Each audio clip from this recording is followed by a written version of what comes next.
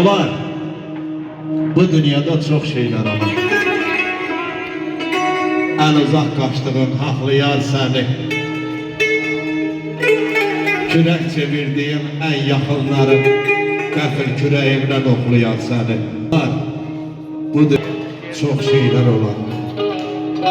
Düz yolu gedenler azarlar bir gün.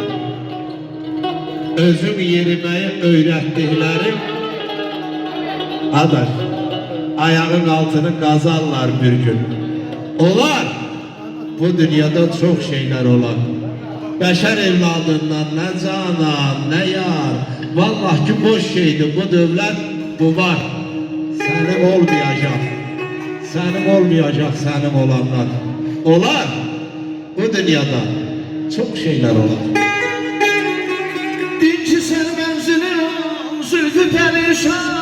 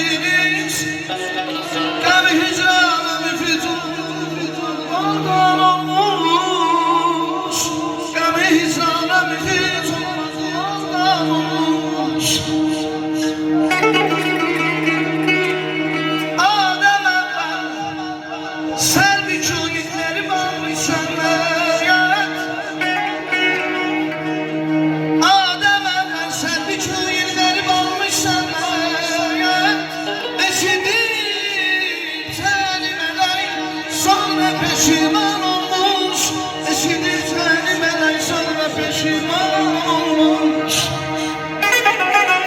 Salam benim uzaktaki yakınım. Darıxmışam, darıxdığım necəsən? Gündə 100 yol ürəyimdən keçənim, qəlb evimə buraxdım. Necəsən? Həsrətinə, hicranına düzdüyüm. Gece gündüz xəyalıyla gəzdiyim. Səsin duyub darıxdığım, necəsən? Üzümün gülüşü, gözümün yaşı, zəif nöqtəm, qorxaqlığım, necəsən? Uzaqdan uzağa əzizlədiyim. Səsin duyub darıxdığım, necəsən? Salam mənim uzaqdaki yaxınım. Darıxmışam, darıxmışam, darıxdığım, necəsən? Sağ ol, tamam abi, çok sağ ol.